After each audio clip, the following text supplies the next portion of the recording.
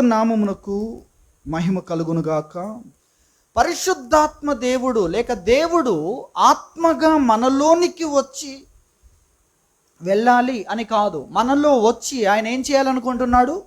ఉండాలి అనుకుంటున్నాడు, నివసించాలి, నివాసం చేయాలి అనుకుంటున్నాడు. దేవుడు ఒక స్థలములో నివాసం చేయాలి అనుకుంటే అక్కడ ఆయన చేసే కార్యాలు ఎన్నో ఉంటాయి.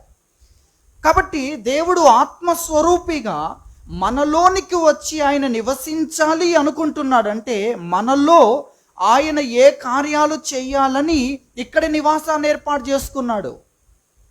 అది చాలా ప్రాముఖ్యమైన విషయం. దేవుడు మనలో నివసించాలనుకుంటున్నాడు, మనలోనికి వచ్చి ఆయన ఉండాలనుకుంటున్నాడు. మనలో ఆయన ఏం చేయాలనుకుంటున్నాడో మనము తెలుసుకుంటేనే ఆ పనికి మనము సహకరించగలం. దేవుడు ఆ పనిని మనలో జరిగిస్తాడు. కాబట్టి పరిశుద్ధాత్మ దేవుడు మనలోనికి వచ్చి ఎందుకు నివసించాలనుకుంటున్నాడు, ఆయన ఏ ఏ కార్యాలు చేయాలనుకుంటున్నాడు అనేది ఖచ్చితంగా ప్రతి ఒక్కరు తెలుసుకోవాలి.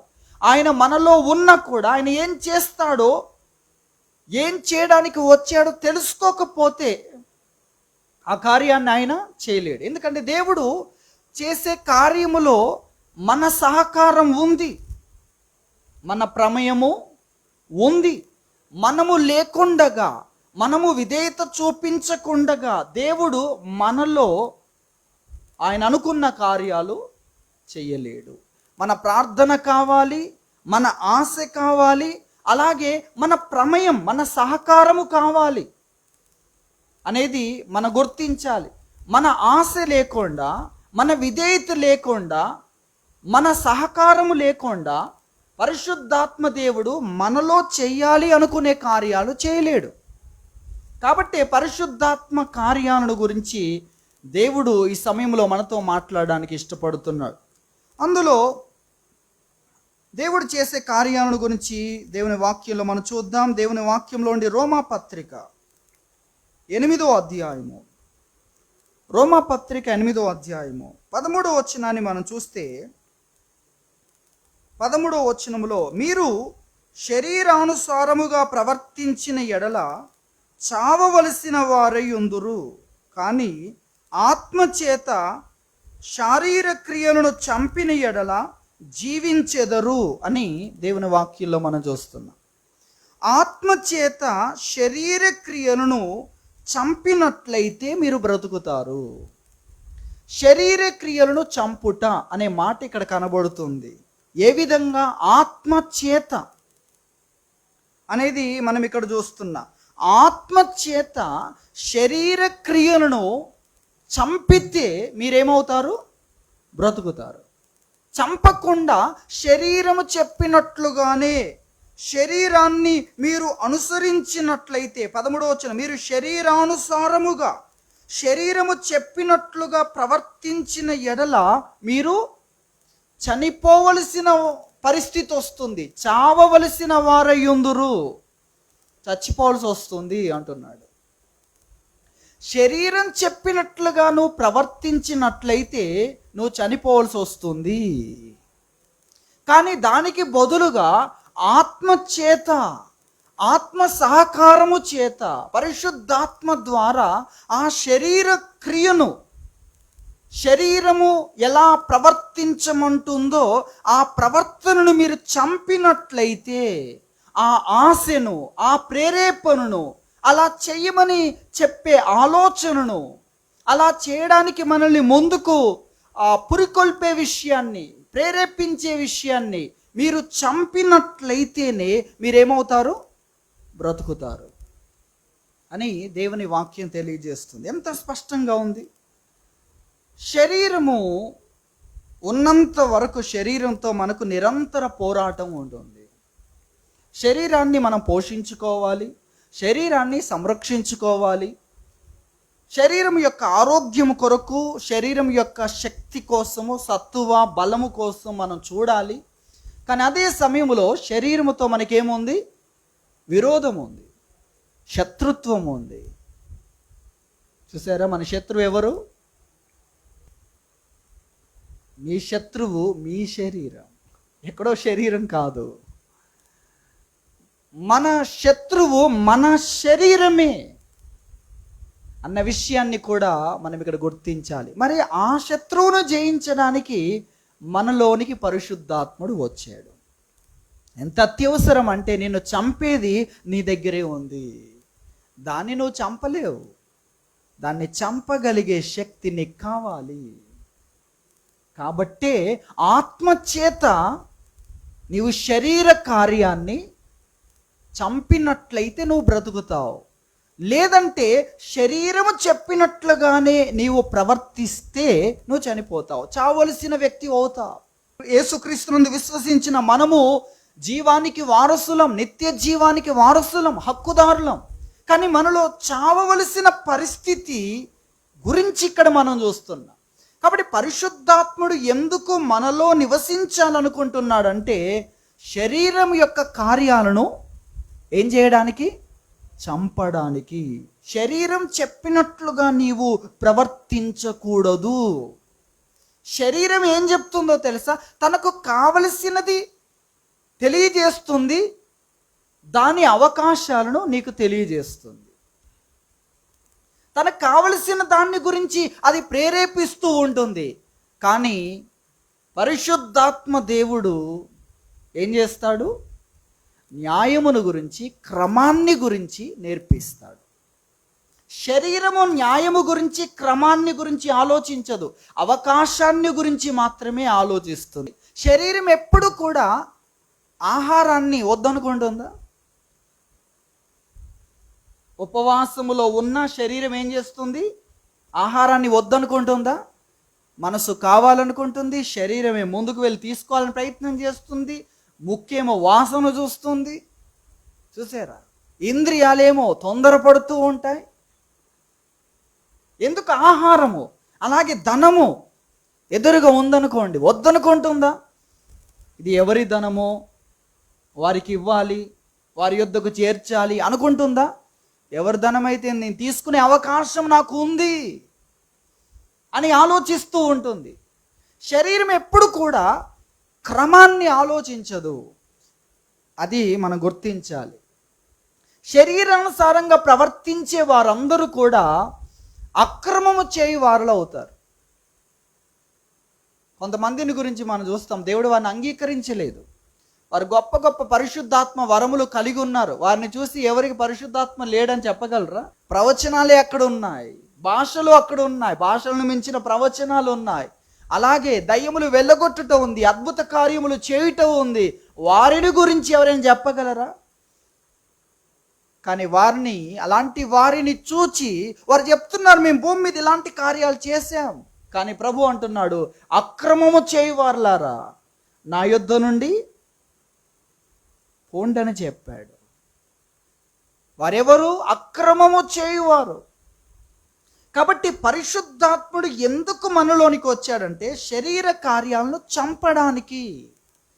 శరీర కార్యాలు చంపినట్లయితే మనం బ్రతుకుతాం, లేదంటే అది మనల్ని చంపుతుంది. రెండిట్లో ఏదో ఒకటి జరగాలి. ఇంతకీ మనం శరీర కార్యాలను చంపుతున్నామా, శరీరం చెప్పినట్లుగా ప్రవర్తిస్తున్నామా? ఇలా ఆలోచించాలి. శరీర కార్యాలు చంపాలంటే నీకు పరిశుద్ధాత్ముడు కావాలి. ఆత్మచేత నువ్వు శరీర కార్యాలను చంపగలవు. శరీరం ఎప్పుడు ఆత్మకు విరోధంగా ఏం చేస్తుంది? అపేక్షిస్తుంది. మనం గలతీ పత్రికలో ఈ మాటను చూస్తాం. చూడండి, గలతీ పత్రిక 5వ అధ్యాయము 17వ వచనం చూడండి. గలతీ 5:17, శరీరము ఆత్మకును, ఆత్మ శరీరమునకును విరోధముగా అపేక్షించును. శరీరము ఆత్మకు, ఆత్మ శరీరమునకు విరోధముగా అపేక్షించును. ఇవి ఒకదానికొకటి వ్యతిరేకముగా ఉన్నవి గనుక మీరేవి చేయ నిశ్చయింతురో వాటిని చేయకొందురు. చెయ్యాలి అనుకోగానే అక్కడ సరిపోదు. ఎందుకంటే మధ్యలో ఏముంది? ఆటంకాలు ఉన్నాయి, అది అవరోధాలు ఉన్నాయి, నిన్ను వెళ్ళకుండా అడ్డగించేవి ముందున్నాయి. అర్ధగంటలో వస్తానని అని చెప్పి మనం బయలుదేరవచ్చు, అర్ధగంటలో చేరుకోవచ్చు. కానీ ఆటంకాలు ఉంటే అర్ధగంటలో చేరుకోలేము కదా. అడ్డగించే వాళ్ళు ఉంటే, ఆపే వాళ్ళు ఉంటే, నిన్ను ముందుకు వెళ్ళకుండా బంధించే వాళ్ళు ఉంటే, అర్ధ గంటలో చేరుకుంటాను అనుకున్నాను, చేరుకోలేవు. ఎందుకంటే ఆటంకపరిచేవి ఉన్నాయి, అడ్డగించేవి ఉన్నాయి. మీరేవి చెయ్యాలనుకుంటారో వాటిని చేయలేరు. ఆత్మ సిద్ధమే కానీ శరీరం బలహీనం. ఆత్మ ప్రార్థన చెయ్యాలి అనుకుంటుంది కానీ శరీరం చెయ్యనివ్వట్లేదు. శరీరము పరధ్యానాన్ని పెడుతుంది, నిద్రమత్తును కలిగిస్తుంది. శరీరము అక్కడ ఏం చేస్తుంది? ప్రభు చెప్పిన సందర్భంలో గెత్సెమనే తోటలో శరీరము చెయ్యనివ్వట్లేదు. ప్రార్థన కొరకు సహకరించట్లేదు, అడ్డగిస్తుంది. కాబట్టి ఇవి ఒకదానికొకటి వ్యతిరేకంగా ఉన్నవి గనక మీరేవి చెయ్యాలనుకుంటారో వాటిని చేయగలరా? చేయలేరు. మన రిజల్ట్ ఇక్కడే వచ్చేసింది. మనకి ఇప్పుడు ఏం కావాలి? ఆత్మ కావాలి.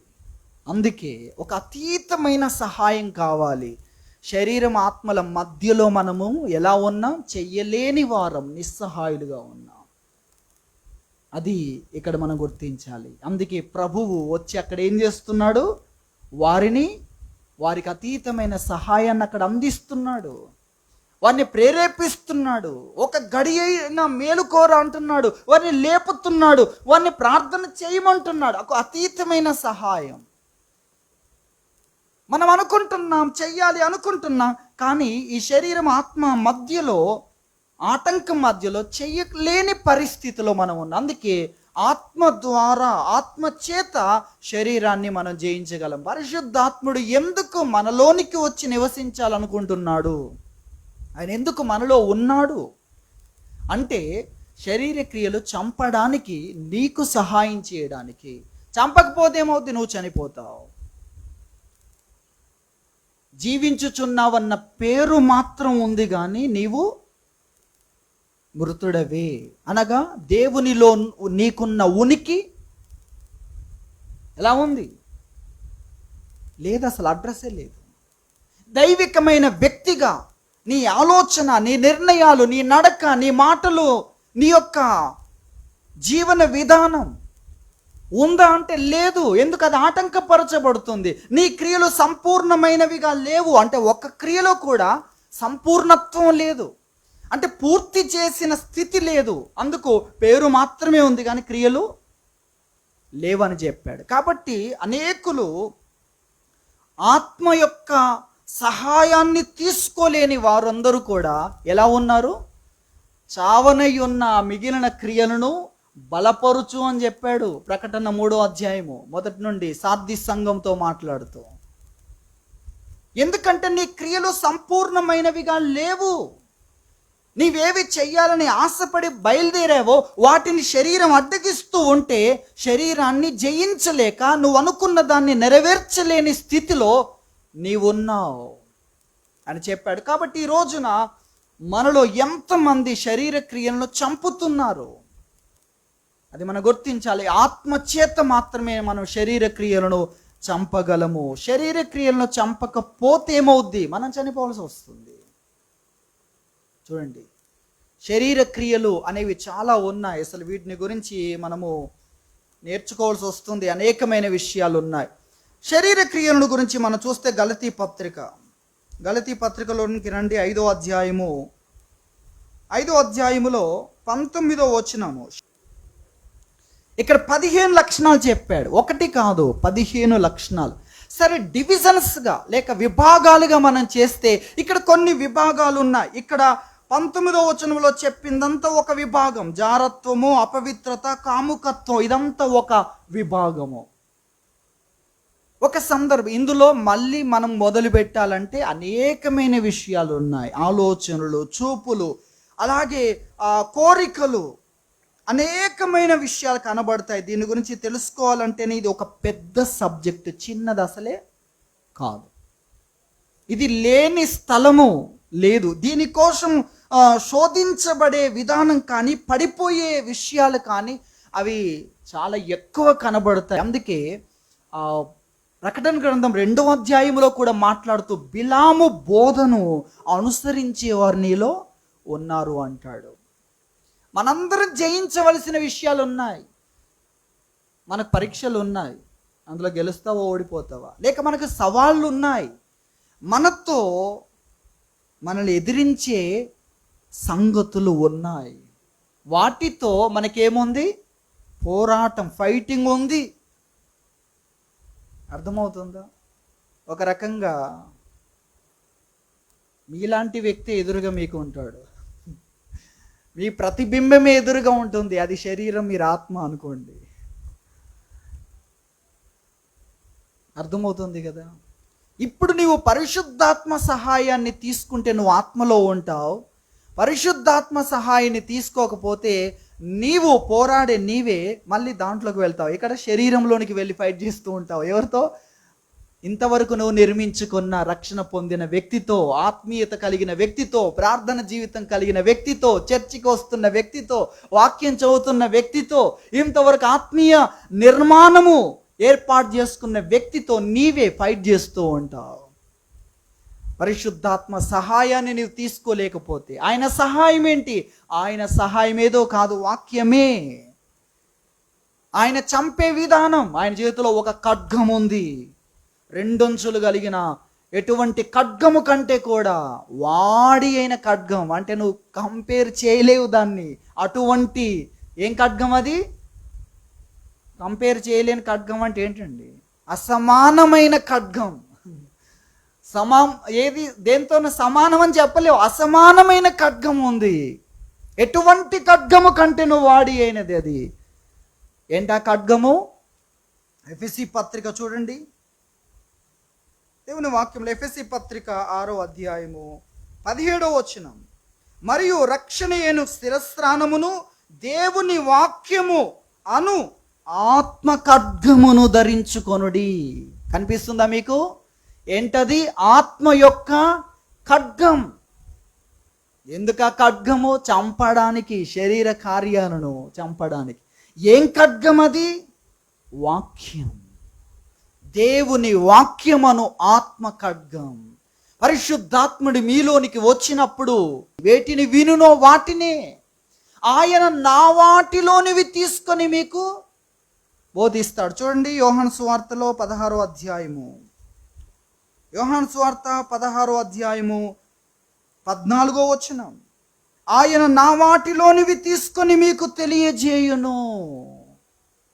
ఆయన నా వాటిలోనివి తీసుకొని మీతో మాట్లాడతాడు. ఆ మాట్లాడేదే ఖడ్గం. అదేం చేస్తుంది? ఖండిస్తుంది. ఎదురుగా ఉన్న శరీర కార్యాలను ఖండిస్తుంది. శరీరాన్ని, శరీర అవయవాలు. కొలసీ పత్రికలో ఏం చెప్పాడో ఒకసారి చూద్దాం. 3వ అధ్యాయము 5వ వచనం. కొలసీ పత్రిక 3వ అధ్యాయం 5వ వచనం. కావున భూమి మీద నున్న మీ అవయవములను, చూస్తున్నారా మీరు? బైబిల్ ఉన్న వారందరూ చూడండి. కొలసీ 3:5లో కావున భూమి మీద ఉన్న మీ ఏంటట అవి? అవయవములను. అవయవాలు అనగా కన్ను, ముక్కు, చెవులు, నోరు, ఏంటి కదా? భూమి మీద ఉన్న మీ అవయవాలు. ఏంటి అవయవాలు అనగా? ఇంకా క్లారిటీ ఏంటి అనగా? జారత్వము, అపవిత్రత, కామాతురత, దురాశ, విగ్రహారాధన అయిన ధనాపేక్ష. ఏంటి ఇవి? మన అవయవాల. మన అవయవాల ద్వారానే దాని ఏంటి ఈ జారత్వం? ఎక్కడుంది ఇది? ఎక్కడుందండి ఇది? ఆఫ్రికా ఖండం పక్కన ఉందా? ఎక్కడుంది జారత్వము? లేకపోతే అంటార్కిటిక్లో ఉందా? లేక మంచు కొండల్లో ఉందా? లేక అండర్ గ్రౌండ్లో ఉందా? లేకపోతే ఆకాశములో ఉందా? పాతాళములో ఉందా? అసలు అడ్రస్ ఎక్కడా? జారత్వానికి అడ్రస్ ఎక్కడా? శరీరములో ఒక అవయవమే. భూమి మీద ఉన్న ఇక్కడ మీ అవయవాలు, మీ అవయవాల్లోనే ఇది మీతో మీకు కనబడుతుంది. ఇది ఎక్కడ కనబడుతుంది? జారత్వము ఎక్కడ కనబడుతుంది? ఆలోచన రూపంలో కనబడుతుంది. బైబిల్ ఒక స్త్రీని మోహపు చూపుతో చూడడం అన్నాడు. అక్కడ ఏం చేయడం గురించి మాట్లాడలేదు. చూస్తే చూపు, స్త్రీ అయినా పురుషుడైనా ఎక్కడుంది? చూపు. ఆ చూపులో ఒక సందేశం ఉంది. ఆ సందేశాన్ని తీసుకొని ఒక సంగతిని అంగీకరించడం ఉంది. ఆ అంగీకరించడమే జారత్వం. ఆ వచ్చే దాన్ని కనిపెట్టి ఇది వ్యతిరేకమైనది అని దాన్ని ఎదిరించేటట్లు చేయడమే పరిశుద్ధాత్మని పని. చూసారా? పరిశుద్ధాత్ముడు నీకు తెలియజేస్తా, నీకు ఇన్ఫర్మేషన్ ఇస్తాడు. ఏంటి ఇది? ఏంటది? నీకు వ్యతిరేకమైనది, నీకు హానికరమైనది, నీ శత్రువు అనేది నీకు తెలియజేస్తాడు. వాక్యము ద్వారా ఆయన నీకు తెలియజేస్తాడు. అలాగే వాక్యము ద్వారా దాన్ని మనం ఎదిరించాలి. దాన్ని ఏం చేయాలి? ఖండించాలి. అది మన పని. నువ్వు ఎదిరించగానే ఆలోచన ఏమైపోద్ది? మటుమాయమైపోద్ది. ఎదిరించకపోతే అది నీ అవయవం అయిపోద్ది. అది మనం గుర్తించాలి. వచ్చింది ఒక ఆలోచన ఒక సందేశాన్ని తీసుకొని వచ్చింది, ఒక ఇన్ఫర్మేషన్ని తీసుకొని వచ్చింది. ఆ ఇన్ఫర్మేషన్ను మనం ఏం చేయాలి? అక్కడ ఆ ఇన్ఫర్మేషన్ను నువ్వు అంగీకరిస్తే అది జారత్వం అవుతుంది. ఒక సమాచారం, దాన్ని నీవు అంగీకరించకూడదు. ఇంతే. ప్రతి ఒక్కరికి ఆలోచనలు ఇస్తూ ఉంటాడు. ఆ ఆలోచన నీలోనికి వచ్చింది, నీకు తెలిసింది, దాన్ని నీవు వెల్కమ్ చెప్పకూడదు. మనకేం కావాలి? కిటికీ కావాలి. డోరు కొట్టగా వచ్చిన వ్యక్తి ఎవరు, ఏంటి, డోర్ తెరవచ్చా తెరవకూడదా అనడానికి ఒకటి కావాలి కదా. మనం ఇక్కడ గుర్తించాలి. అసలు డోర్ తెరవాలా లేదా అనడానికి ఒకటి కావాలి కదా, ఒక కన్ఫర్మేషన్కు. కొంతమందికి అదేం ఉండదు. ఏమైనా డోర్ తెరవడమే. అంటే ఏంటి? ఏ డోర్ తెరుస్తున్నావు నువ్వు? ఫ్యామిలీ మాత్రమే రాగలిగిన డోర్ గురించి కాదు ఇక్కడ, బయటి డోర్ గురించి. అక్కడ ఫ్యామిలీ మాత్రమే కాదు. అర్థమవుతుందా? అక్కడి నుండి ఏవైనా రాగలవు, వాటికి నువ్వు డోర్ తెరవకూడదు. కాబట్టి ఇక్కడ ఆలోచన రూపంలో ఒక వ్యక్తి ఏం చేయకపోయినా, అతడు ఆలోచించకపోయినా ఎవరు ఆలోచిస్తున్నారు? సాతాన్ అనేవాడు ఆలోచిస్తున్నాడు. సాతాన్ అనేవాడు మనల్ని ఒక సాధనంగా వాడుకోవాలనుకుంటున్నాడు. కాబట్టి మనం గుర్తించాలి. మనం నేర్చుకుంటున్నాం పరిశుద్ధాత్ముడు ఎందుకు మనలోనికి వచ్చాడంటే శరీర కార్యాలను చంపడానికి. దేవుడు మనతో ఏం మాట్లాడడానికి ప్రయత్నం చేస్తున్నాడు అర్థం చేసుకుంటే ఆయన మీలో ఆ పనిని ప్రారంభించి కొనసాగిస్తాడు. ఆ విషయంలో మనకు మెలకువ కావాలి.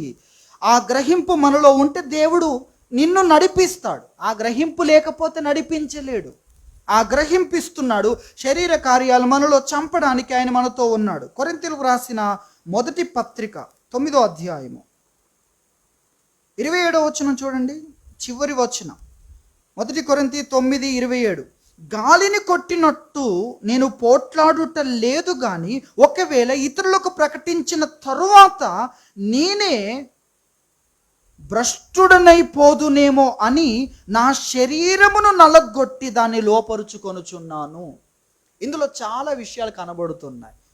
ఇక్కడ మనం చూస్తున్నాం, ఇక్కడ గాలిని కొట్టినట్టు నేను పోట్లాడట లేదు, కానీ ఒకవేళ ఇతరులకు ప్రకటించిన తరువాత నేనే భ్రష్టుడనైపోదునేమో. ఏముండాలండి వ్యక్తికి? నేనెవరిని? నేను ప్రకటించేవాణ్ణి, తెలియజేసేవాణ్ణి, చెప్పేవాణ్ణి, ఇతరులకే మెలకువ కలిగించేవాణ్ణి, జ్ఞానోదయం కలిగించేవాణ్ణి, దేవుని బూరను, దేవుని సాధనాన్ని అనే కదా ఇతను. ఈయనకి ఎందుకండి భయం? నేనెక్కడ భ్రష్టున్నైపోతు? ఎందుకు అనుమానపడుతున్నావు అనగలరు ఎవరైనా? అపోస్తులైన పౌలు, ఆయనకి అది ఉంటే అందరికి అది ఉండాలనే కదా. నువ్వు ఎవరివైనా శరీరము నిన్ను విడిచిపెట్టదు. శరీరముతో నీకు యుద్ధమే ఉంది.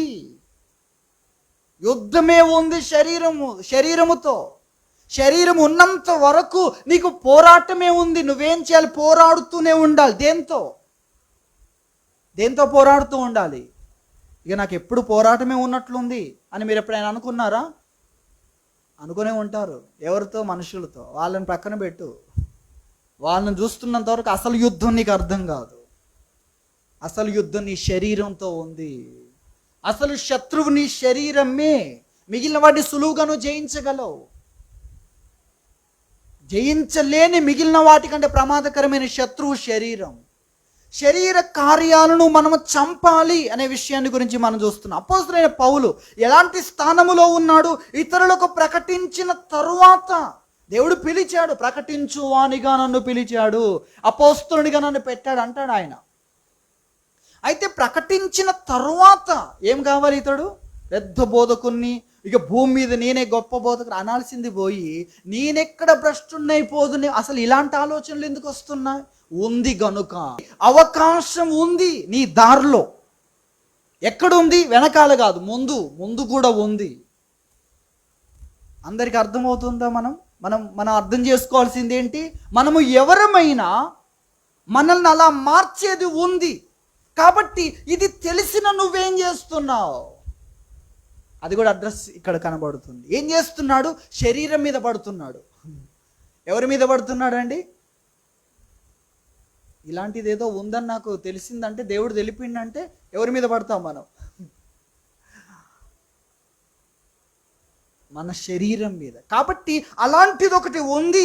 ఇతరులకు ప్రకటించిన తర్వాత కూడా ఇంత జ్ఞానం, ఎంత జ్ఞానమో 13లో చెప్పాడు కదా. 2వ వచనం, ప్రవచించు కృపావరము కలిగి మర్మములన్నీయు జ్ఞానమంతయు ఎరిగిన వాడనైనను ఇతరులకు ప్రకటించి అంత. అపోస్తలుడైన పౌలు గారిని అడిగితే ప్రతి విషయాన్ని చెప్పగలడు ఆయన. ఏ విషయమైనా ఆయన చెప్పగలరు. అంత జ్ఞానం ఉంది ఆయనకి. ఎందుకు భయం? అటువంటి పరిస్థితి ఉంది. మరి ఉందని తెలిసిన ఆయన ఏం చేస్తున్నాడు? శరీరం మీద పడుతున్నాడు. నా శరీరాన్ని అంటే చేసేది ఏంటి? చేసేదానికి మూలం ఎక్కడుంది? ఇంత గొప్పవాడిని భ్రష్టుడిగా చేసే ఆ శత్రువు ఎక్కడుంది? మళ్ళీ కనిపెట్టాల్సిన అవసరం లేదు. బైబిల్ అంతా తిరిగేయాల్సిన అవసరం లేదు. అందుకే ఈ వచనాన్ని శోధించడం మొదలు పెడితే మనకు చాలా విషయాలు ఇక్కడ అర్థమవుతాయి. ఇంత గొప్ప బోధకుని భ్రష్టుడిగా మార్చేది ఎక్కడో కాదు. ఎక్కడుంది? శరీరములోనే. భూమి మీద ఉన్న మీ అవయవాలు అనగా శరీరములోనే, శరీరము ద్వారానే ఇవన్నీ జరుగుతున్నాయన్న విషయాన్ని గురించి మనం చూస్తున్నాం. శరీరం. కాబట్టి నా శరీరమును నలగగొట్టి ఏం చేస్తున్నాడు?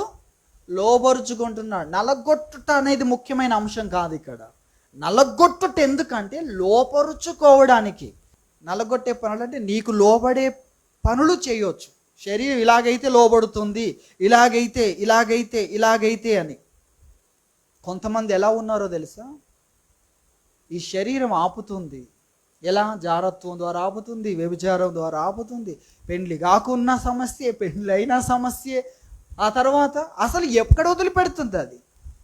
ఈ అంశానికి సంబంధించి అపవిత్రత, కాముకత్వము, కామాతురత, ఎన్ని విషయాలండి దీని కొరకైన అంశాలు. కాబట్టి కొంతమంది ఏం చేశారంటే అసలు అటువంటి విధానమే ఉండకూడదని తమ్మును తామే ఏం చేసుకున్నారు? నపుంసకులుగా చేసుకున్న వారు ఉన్నారు. దేనికోసం? వాళ్ళని అడిగితే ఎందుకయ్యా అంటే పరలోకానికి వెళ్ళడానికి. ఇలాంటి వారు వెళ్ళరా అంటే వెళ్ళరు. చూడండి ఇక్కడే గలతీ పత్రికలో మనం చదువుకున్నాం కదా. గలతీ పత్రికలో మనము చదువుకున్న వాక్య భాగం 5వ అధ్యాయము, గలతీ పత్రిక 5వ అధ్యాయము 19 నుండి 21 వరకు కదా. ఆ 21వ వచనం చూడండి. భేదములు, విమతములు, అసూయలు, మత్తతలు, అల్లరితో కూడిన ఆటపాటలు మొదలైనవి. మొత్తం ఎన్ని? ఇక్కడ తెలుగులో 15, ఇంగ్లీష్లో 17. 17 అంటే ఇందులో వ్యభిచారం అనేది కలిపితే 16, నరహంతకులు కలిపితే 17 మొదలైనవి. వీటిని గూర్చి నేను మునుపు చెప్పిన ప్రకారము ఇట్టి వాటిని చేయువారు దేవుని రాజ్యమును స్వతంత్రించుకొనరని మీతో స్పష్టంగా చెప్పుచున్నాను. ఇందులో ఏది ఉన్నా కూడా దేవుని రాజ్యమును స్వతంత్రించుకోలేడు. దొరకదు దేవుని రాజ్యం. అంత ప్రాముఖ్యమైనది. కాబట్టి దేవుని రాజ్యం కావాలని కొంతమంది ఏం చేశారంటే ఆ విధంగా చేశారు. మరి కొంతమంది ఇందులో ధనానికి సంబంధించిన విషయాలు ఏం చేస్తున్నాయి అంటే మనం ఇక్కడ చూస్తాం 20వ వచనంలో ద్వేషము, కలహము, అభిచారము అనేది కూడా ఒక అంశం ఉంది, అనగా మంత్ర ప్రయోగం. 20వ వచనంలో విగ్రహారాధన, అభిచారం అనగా మంత్ర ప్రయోగం, ద్వేషములు, కలహములు, మత్సరములు, క్రోధము, కక్ష, భేదములు, ఇవన్నీ దేని కొరకండి? డబ్బు కోసమే. కలహం ఎందుకు? భేదం ఎందుకు? ద్వేషం ఎందుకు? మత్సరం ఎందుకు? కక్ష ఎందుకు? క్రోధం ఎందుకు? డబ్బుకు సంబంధించి. అందుకే కొంతమంది ఏం చేశారు తెలుసా? ఈ డబ్బుకు సంబంధించిన వ్యవహారమే మనకు వద్దు అనుకున్నారు. అలా కూడా ఉంటుందా? మొదటి సంఘం కూడా అలా అనుకుంది తెలుసా మీకు? మొదటి సంఘము మనకున్నవన్నీ సమిష్టిగా ఉంచుకోవాలి అనుకున్నారు. అంటే ఏంటో తెలుసా? వాళ్ళు ఇతరులకు ఎంత ఇవ్వాలి అనుకుంటారో అంతే వాళ్ళు కలిగి ఉంటారు.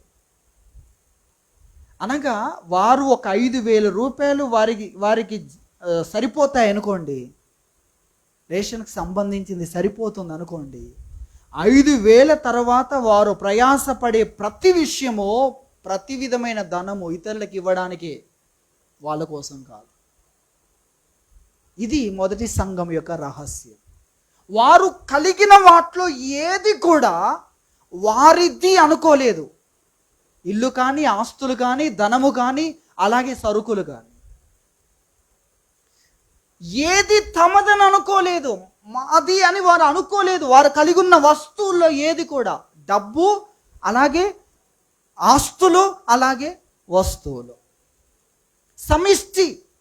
కాబట్టి వారు ఏం చేస్తున్నారంటే ఇతరుల కొరకు అన్ని అమ్మేదంతా కూడా ఇతరుల కొరకే. ఎందుకంటే వారు సమిష్టి ఎంతవరకు చాలని నిర్ణయించారో, ఇక వారు కష్టపడే ప్రతిదీ కూడా వారి కోసం అసలే కాదు. మాకుంది, ఇక మేము కష్టపడేది మా కోసం కాదు. అలా కష్టపడితే ఈ ప్రపంచంలో పేదవాళ్ళు ఉంటారా? ఆలోచించండి. ఒక వ్యక్తి 1,00,000 దగ్గర, 1,00,00,000 రూపాయల దగ్గర అడ్జస్ట్ అయ్యాడు అనుకోండి, 1,000 కోట్లు ఎవరి కోసం సంపాదిస్తాడండి? ఇతరుల కొరకు 1,000 కోట్లు సంపాదిస్తే ఇంకేంటి? అతడే ఒక దేశంలో, ఒక రాష్ట్రంలో ఉన్న వాళ్ళందరినీ కూడా ఆ సమిష్టి చాలినంత స్థితిలోకి తీసుకురాగలడు ఒక వ్యక్తి. అది లేనందుకు ఈ రోజున ఎలాంటి పరిస్థితి ఉందో మనం చూస్తున్నాం. కాబట్టి కొంతమంది రేకాబీలు చూస్తున్నాం. మనము ఏ తోటను కొనుక్కోకూడదు, మనకు ఆస్తులు ఉండకూడదు. ఎక్కడ బ్రతుకు? గుడారాలు వేసుకొని బ్రతుకుదాం. అలాగే మనకు ద్రాక్ష తోట ఉండకూడదు, అలాగే గోధుమల ఆ యొక్క పొలం ఉండకూడదు. మనకు పొలం ఉండొద్దు, మనం పొలం కొనుక్కోవద్దు, మనకు తోటలు ఉండకూడదు. మరి ఎట్లా బ్రతుకుదాం? ఎట్లా బ్రతుకుతారండి? ఇతరుల పొలాల్లో పని చేసి బ్రతుకుదాం చనిపోయేంత వరకు. ఏంటిది అసలు? ఎవరు ఇలాంటి ఆలోచన ఇచ్చింది? అబ్రహాం, ఇస్సాకు, యాకోబులు. వీళ్ళే మొదటి వ్యక్తులైతే వీళ్ళని గురించి దేవుడు చెప్పేవాడు, నేను వాళ్ళ దేవుణ్ణి అనిపించుకోవడానికి. కానీ వీళ్ళు అక్కడి నుండి నేర్చుకున్నారు. మన పితరులు ఎక్కడ నివసించారు? గుడారాల్లో. రాజులు భయపడే అంత ధనం కలిగిన వాళ్ళు గుడారంలో ఎందుకు ఉంటున్నారు? వారికి ఏమో అంతఃపురములు ఉన్నాయి, వీళ్ళ గుడారాలు ఎందుకు? వాళ్ళకి కోటలు ఉన్నాయి, వీళ్ళెందుకు గుడారాల్లో ఉన్నారు? ఆలోచించండి. వీరు బలిపీఠాలు కట్టారే కానీ గృహాలు కట్టుకోలేదు. కాబట్టి రేకాబీలు దాన్ని చూసి వారు అలా ఉండాలనుకున్నారు. ఎందుకు? భూమి మీద మేము పరదేశులం. ఎప్పటి వరకు? ఎంతకాలం? ఎన్ని సంవత్సరాలు? చనిపోయేంత వరకు. మనము మాత్రమే కాదు, నేను మాత్రమే కాదు, మీరు మీ పిల్లలకు, పిల్లల పిల్లలకు నేర్పించాల్సింది ఇది. కాబట్టి రేకాబీలు అనగానే వారెవరు? గుడారాల్లో బ్రతుకుతారు, ఇతరుల పొలాల్లో బ్రతుకుతారు, కానీ సొంతంగా ఏది సంపాదించరు. ఏంటండి వీళ్ళు? ప్రపంచానికి వీళ్ళు, కానీ ప్రపంచం ఎందుకు ఆకర్షించబడట్లేదు? ఇటు మాత్రం రావట్లేదు. లేనివన్నీ నేర్చుకుంటున్నారు ప్రపంచాన్ని చూసి, ఇటు రావట్లేదు. కాబట్టి ధనం వలన వచ్చే సమస్యలన్నీ చూసి అందులో స్వార్థం కలుగుతుంది, కలహం కలుగుతుంది, అసూయ కలుగుతుంది, మత్సరం అంటే చెడ్డ కండ్లను ఉంది ఫుట్ నోట్లో. అలాగే అసూయ. అసూయ అంటే ఏంటి తెలుసా? అసూయ అంటే ఎదుటి వ్యక్తి యొక్క మంచిని తట్టుకోలేడు, అది అసూయ. ఎదుటి వ్యక్తికి ఘనత కలిగిన, ఎదుటి వ్యక్తి ఆనందాన్ని చూచి ఆనందించలేని వాడండి. ఎదుటి వ్యక్తికి ఏది జరిగినా ఇతడు నొచ్చుకుంటూ ఉంటాడు. ఎందుకు నువ్వు నొచ్చుకుంటున్నావు? ఎదుటివాడి సంతోషాన్ని ఓర్వలేవా నీవు? ఎదుటివాడు పాస్ అయినా, ఎదుటివాడు ఒక ఇల్లు కట్టుకున్నా, ఎదుటివాడు వివాహం చేసుకున్నా, ఎదుటివాడికి దేవుడు ఒక కుమార్తెనిచ్చిన, ఎదుటివాడికి ఒక ప్రమోషన్ ఇచ్చిన, అసలు సంతోషించు వారితో సంతోషించలేడు. అసూయ. ఇందులో ఉన్నాయి కదా ఈ శరీర లక్షణాలన్నీ కూడా. ఇవన్నీ కూడా మీరు చదవండి. ఇందులో ఉన్న ప్రతిదీ కూడా దేవుని రాజ్యమునకు చేరకుండా నిన్ను అడ్డుకునే విషయం. అవి ఇక్కడ మనము వాక్యములో చూస్తున్నాం. ఈ యొక్క లక్షణాలన్నీ కూడా శరీర కార్యాలు.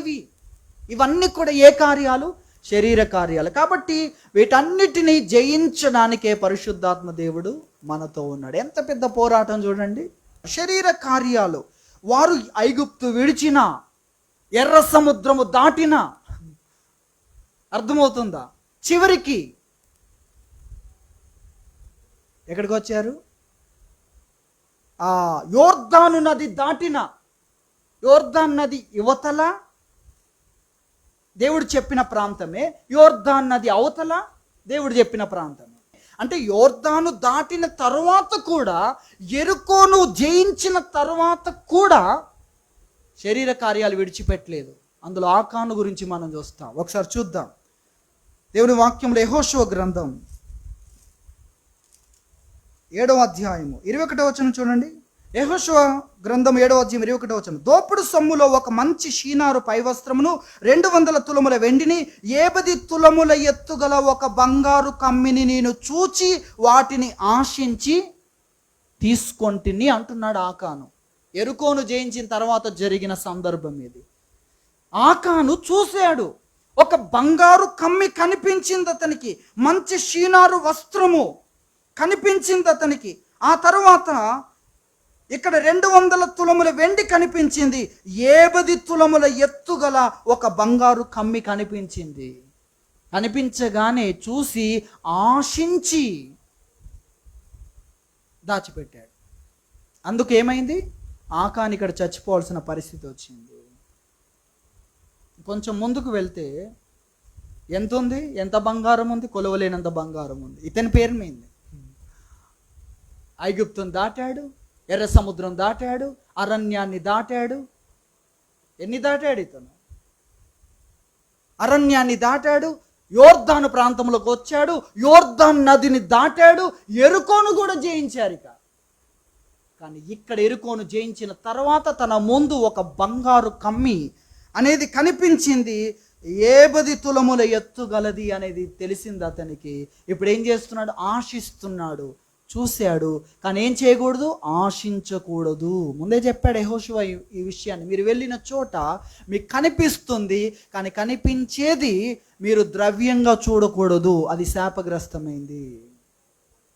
దాన్ని ఆహారంగా చూడకూడదు. మనము దానియేలు, షద్రకు, మేషకు, అబేద్నెగో అను వారికి ఎటువంటి భోజనం దొరుకుతుంది? రాజు తినే భోజనం. ఈ బానిసలకు, చెరపట్టబడిన వారికి. మనల్ని ఎవరైనా బంధించి అమ్మేస్తే, బంధించి వేరే దేశాన్ని పట్టుకెళ్ళారనుకోండి, మనకేం దొరుకుతుంది? విచిత్రం. ఆలోచించడం కూడా కష్టతరమే. దొరుకుతుందా? దొరకదా? ఆ తర్వాత ఏం దొరుకుతుంది? దొరికితే వీరికి రాజభోజనం దొరుకుతుంది. దాన్ని భోజనంగా చూడలేదు వీళ్ళు. అది మనల్ని అపవిత్రపరుస్తుంది. రాజు భోజనంలో ఏమున్నాయి? ఆలోచన చూడండి. శరీరానికి అవి ఎంత ముఖ్యమైనవి. శరీరం ఏం చేస్తుంది, కానీ ఆత్మ అక్కడ ఆపేస్తుంది. దానియేలు దేవుని ఆత్మ గలవాడు కాబట్టి ఇది మనం తీసుకోకూడదు. దాన్ని అనుగ్రహిస్తున్న అధికారి దగ్గరికి వెళ్ళి మాట్లాడుతున్నాడు, ఇది మాకు వద్దు.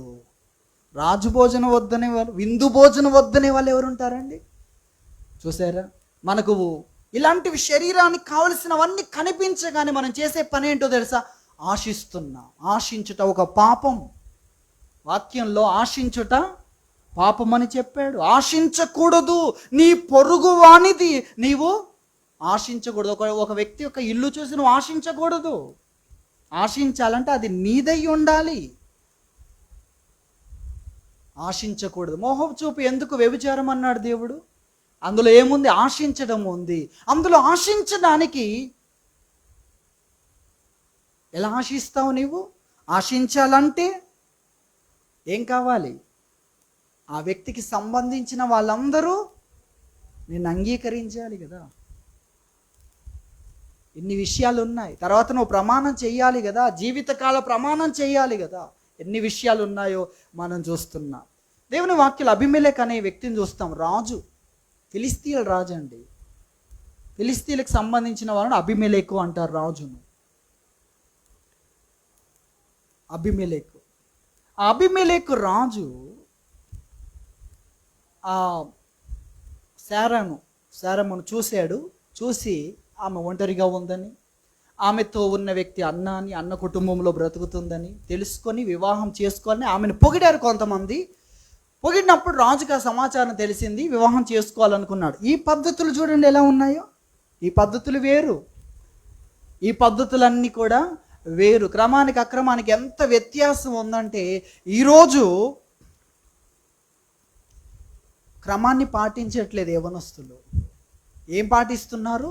అక్రమాన్ని పాటిస్తూ ఉన్నారు. క్రమంలో ఏం జరుగుద్దో తెలుసా? ఒక అమ్మాయిని చూడడానికి ఒక అబ్బాయి వెళ్తుంటే ఆ అమ్మాయి తండ్రి కానీ సహోదరులు కానీ ఏం చేస్తారండి? ఇంట్లో తినడానికి త్రాగడానికి స్వీట్లు తెచ్చి, పదార్థాలు తెచ్చి, కుర్చీలు తుడిచి, చూడకుండా అట్లనే ఉంచుతారా? తుడిచి బయట నిలబడి మంచి వస్త్రాలు వేసుకొని ఆమెను రెడీ చేసి వీళ్ళందరూ ఎదురు చూస్తూ ఉంటారు. కానీ ఈ రోజుల్లో ఏం జరుగుతుంది? అమ్మాయి వెంట పడుతుంటే ఏం చేస్తున్నారు? తన్ని తరమడానికి తండ్రి కానీ సహోదరులు కానీ ఏం చేస్తున్నారు? తన్ని తరిమేస్తున్నారు. ఎందుకంటే అది అక్రమము గనక. అదే క్రమములో వెళ్తే నీకు చూపించకపోవడం ఏంటి? అలంకరించి నీకు చూపిస్తారు కదా. చూడండి క్రమానికి అక్రమానికి ఎంత వ్యత్యాసం ఉందో. సరే, మనం జ్ఞాపకం చేసుకుందాం. అబీమెలెకు అనే వ్యక్తి వివాహం చేసుకోవడానికి కోసము మాట్లాడుతాడు, అన్నతో మాట్లాడుతాడు, ఆమెను తీసుకొస్తాడు, తన అంతఃపురానికి తీసుకొచ్చి తన అంతఃపురంలో ఉంచుతాడు, ఒక చోట ఉంచుతాడు. వివాహం కోసము పెద్ద సెలబ్రేషన్ జరుగుతుంది. ఎవరతను? రాజు పెండ్లంటే ఇక చూడండి దేశం అంతా కూడా పెద్ద సంబరాలు స్టార్ట్ అయిపోయాయి. ఆ సంబరాలు స్టార్ట్ అయ్యి ఒక వివాహ దినం ఉంది అనుకున్నప్పుడు దేవుడు ఒక రోజు వచ్చి మాట్లాడాడు. ఈ అబీమెలెకు ఆమెను తీసుకొచ్చి తన ఇంట్లో ఒక చోట ఉంచాడు, కానీ వివాహం వరకు ఆమెను ముట్టుకోలేదు. ఎవరతను? తన ఇంట్లోనే ఉంది, తన కోసం వచ్చింది, తన కొరకే వచ్చింది. కానీ ఇతను ఆమెను ముట్టుకోలేదు. ఎందుకు ముట్టుకోలేదు? వివాహం అవుతేనే అనేది అతనిలో ఉంది. చూసారా? ఎవరితను? అబీమెలెకు అంటే ఫిలిస్తీన్ల రాజు. ఎంత విచిత్రం మీరు ఆలోచించండి. తన ఇంట్లో వివాహము కోసము అంగీకరించి తన ఇంటికి వచ్చిన వ్యక్తిని ముట్టుకోకుండా ఎవరున్నారండి? ఒక అన్యుడు, యూదుడు కాదు, ఒక అన్యుడు. అతనిలో ఏముంది? దేవుని భయం ఉంది. దేవుడు వచ్చి మాట్లాడితే, దేవా ఇట్టి నీతి గల జనమును నేనేమైనా ఆమె ఎవరు అనే విషయంలో నేను అడగలేదా? వారందరికీ సమ్మతమేనని నేను అడగలేదా? నేను క్రమమైన విధానంలో వెళ్ళకుండా ఎక్కడైనా అక్రమం చేశానా? అది దేవునితో మాట్లాడుతున్నాడు అబీమెలెకు. దేవుడు అంటున్నాడు, నీకు తెలియక నువ్వు యథార్థంగా ఉన్నావు గనుకనే నేను వచ్చి నిన్ను కాపాడుతున్నాను అన్నాడు. కాబట్టి మనం నేర్చుకుంటున్నాం శరీర కార్యాలు అనే విషయాల్లో మనం ఎంతగా ఆలోచించాలి. కానీ అనేకులు ఎలా ఉన్నారు అనే విషయాలు చూస్తే ఎంత విచిత్రమో. దేవుడు ఇంకా వాక్యంలో చెప్పాడు. మన మత్తయి సువార్త 5వ అధ్యాయంలోనే చూస్తాం. ఇప్పుడు వ్యభిచార కారణమును బట్టి కాకుండా భార్యను విడిచిపెట్టి రెండో పెళ్లి చేసుకున్న ప్రతి వ్యక్తి, అందులో బోధకులు ఉన్నారు. మనం నెహెమ్యా గ్రంథం చూస్తాం కదా, అందులో గాయకులు ఉన్నారు, అందులో ద్వారపాలకులు ఉన్నారు. దేవుడు వద్దన్న ఒక విషయంలో పెళ్లి చేసుకున్న వాళ్ళలో లిస్టు మొదలు పెడితే యాజకుల్లో కొందరు, లేవీల్లో కొందరు, గాయకుల్లో కొందరు, ద్వారపాలకుల్లో కొందరు, మొత్తం లిస్ట్ ఉంటుంది అందులో. యాజకుళ్ళు వంశంలో కూడా కొంతమంది ఉన్నారు. అక్కడ ఒక సందర్భం, వివాహానికి సంబంధించిన ఒక ఆజ్ఞను మీరిన వాళ్ళలో యాజకులు మొదలుకొని ద్వారపాలకులు, మళ్ళీ సాధారణమైన యోధులు, వీళ్ళందరూ ఉన్నారన్నమాట.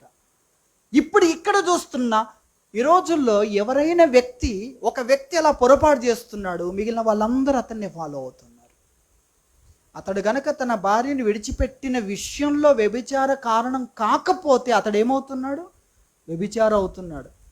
అంతేకాదు, నేనంటే ఈ బుద్ధి లేని పని చేశాను మీరు చేయకండి అనట్లేదు కొంతమంది. ఇంకా ఏమంటున్నారు? ఆదర్శం అంటున్నారు కొంతమంది. ఆదర్శం అందరూ అలాగే వెంబడించారు అనుకోండి, అందరూ వ్యభిచారులు అయిపోతారు కదా. ఎంత పెద్ద సమస్య ఉంది ఇక్కడ. కాబట్టి శరీర కార్యాలు మనల్ని చంపివేసేవి అని మనం గుర్తించి పరిశుద్ధాత్మ సహాయమును మనం తీసుకోవాలి. పరిశుద్ధాత్మ దేవుని చేత మనం నింపబడాలి. అడిగితే చాలు. ఏం చేస్తాడు? పరిశుద్ధాత్మ చేత నింపుతాడు. మొదటి విషయం, అప్పుడు మన హృదయంలో అస్థిరత పోతుంది. కాబట్టి నువ్వు అడగాలి, దేవాన్ని ఆత్మచేత నన్ను నింపండి అని అడిగితే ఆయన తన ఆత్మచేత నింపినప్పుడు నీలో ఈ ఆకర్షించబడే వాతావరణం తొలగిపోతుంది. నువ్వేమైపోతావు? సెట్ అయిపోతావు. ఇది మొదటి విషయం. ఇక రెండవదిగా బయట నుండి వచ్చే వాటన్నిటికీ ఆయన ఏం చేస్తాడు? పరిశుద్ధాత్మ దేవుడు అంటే వాక్యాన్ని నీకు తెలియజేస్తాడు. ఆయన వద్దు అనేది నీకు మరణం. ఆయన వద్దు అనేది, ఆయన ఏం చెప్తున్నాడో నువ్వు తెలుసుకో. యెహోవా ఇల్లు కట్టించని ఎడల దాన్ని కట్టువారు నీకున్నా, వారు ప్రయాసపడుతున్నా అది నీకు పని చెయ్యదు.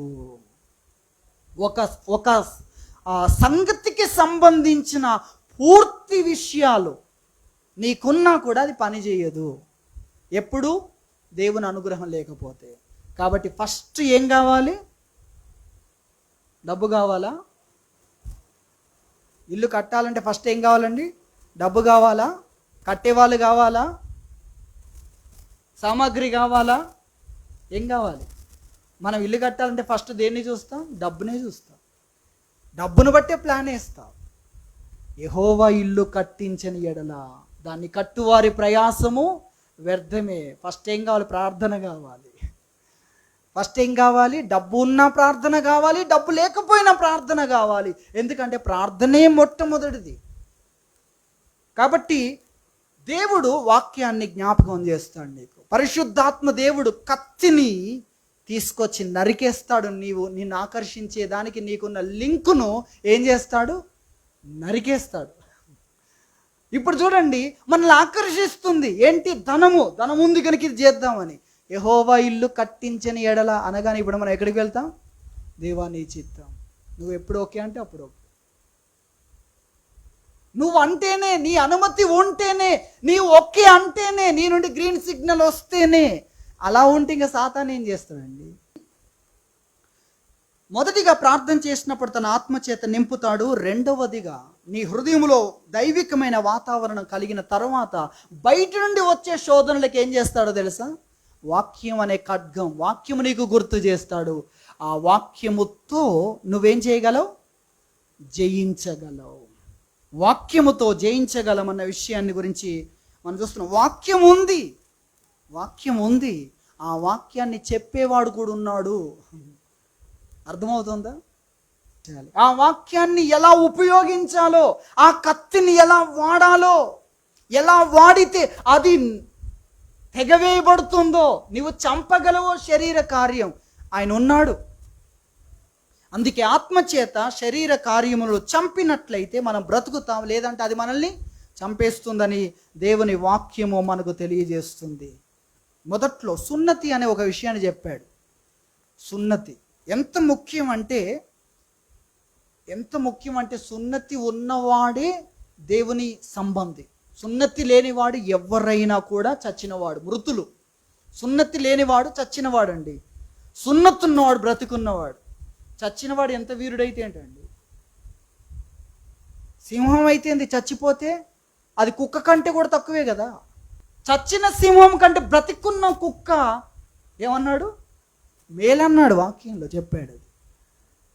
కాబట్టి సున్నతి లేకపోతే ఎవడైనా మృతుడే. సున్నతి లేకపోతే ఏ వ్యక్తి అయినా దేవుడు వాడుకోలేడు, దేవునికి దూరంగా ఉన్నవాడే. అందుకే దావీదు వచ్చినప్పుడు గొల్లియాతును చూచి వీడెంత అన్నాడండి. అందరు 40 రోజుల నుండి గడగడ వణుకుతుంటే ఇతడు వచ్చి 4 నిమిషాలు కూడా కాలేదు, వీడెంత అంటున్నాడు ఆ స్వరం వినగానే. ఏం చూశాడు అసలు? కనీసం హైట్ అయినా నీకు అర్థమైందా? అతడు ధరించుకున్న వస్తువులైనా ఒక్కొక్కటి లెక్క పెట్టావా? వాటి ఎత్తు ఇంకా నీకు అసలే తెలియదు. అతని దగ్గర ఉన్న కత్తుల గురించి కానీ ఈటుల గురించి కానీ అసలు అతడు వాడే డాలును ఒకడు మోసుకొని పోతున్నాడు. ఏవి చూడలేదండి. ఏం చూశాడు? వాడికి సున్నతి లేదు. సున్నతి ఎంత ముఖ్యమైనది చూడండి. ఆ సున్నతి అంటే ఇదేనండి. చూద్దాం ఒకసారి వాక్యంలో, కొలస్సీ పత్రిక, దేవుని వాక్యములో కొలస్సీ పత్రిక 2వ అధ్యాయము 11వ వచనం చూడండి. మీరును క్రీస్తు సున్నతి యందు శరీరేచ్ఛలతో కూడిన స్వభావమును విసర్జించి ఆయన యందు చేతులతో చేయబడిన సున్నతిని పొందితిరి. మనం పొందామా లేదా? సున్నతిని పొందాము. ఏం చేసాం మనం? శరీరేచ్ఛలతో కూడిన స్వభావాన్ని మనం ఏం చేసాం? విసర్జించాం, వ్యతిరేకించాం. అదే ఆత్మకార్యం. దానికి నో అని చెప్పడమే. అపవాదిని ఎదిరించుడి, అప్పుడు వాడు పారిపోతాడు. ఎదిరించాలి, శరీర కార్యాలను ఎదిరించాలి. శరీరేచ్ఛలతో కూడిన స్వభావం మనలోనికి వస్తున్నప్పుడు మనం ఏం చేయాలి? దానికి నో అని చెప్పాలి, లేక ఎదిరించాలి దాన్ని. అప్పుడు మనం జయిస్తామన్న విషయాన్ని ఇక్కడ చెప్తున్నాడు. అలాగే మరొక వాక్యాన్ని చదువుకుందాం. గలతీ పత్రిక 5వ అధ్యాయము 23వ వచనం చూడండి, లేక 24వ వచనం చూడండి. క్రీస్తు యేసు సంబంధులు శరీరమును దాని ఇచ్చలతోనూ దురాశలతోనూ సిలువ వేసి ఉన్నారు. క్రీస్తు యేసు సంబంధులు ఏం చేస్తారు? శరీరాన్ని సిలువ వేస్తారు. దేంతో? ఇచ్చలతో, దురాశలతో. దేన్ని? శరీరమును ఏం చేస్తారు? సిలువ వేస్తారు. క్రీస్తు యేసు సంబంధులు ఏం చేస్తారు? శరీరాన్ని సిలువ వేస్తారు.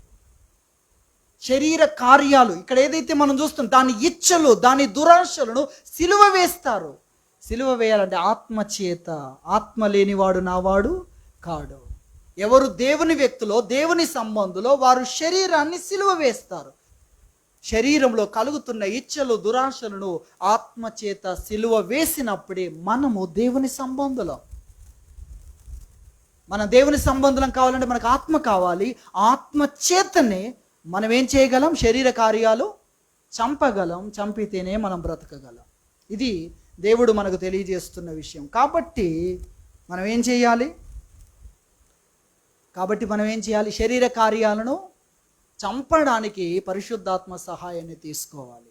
ఆత్మచేత శరీర కార్యాలు చంపాలి అన్న విషయాన్ని ప్రభు మనకు తెలియజేస్తున్నాడు. దేవుడి వాక్యం దీవించును గాక. ప్రార్థన చేసుకుందాం.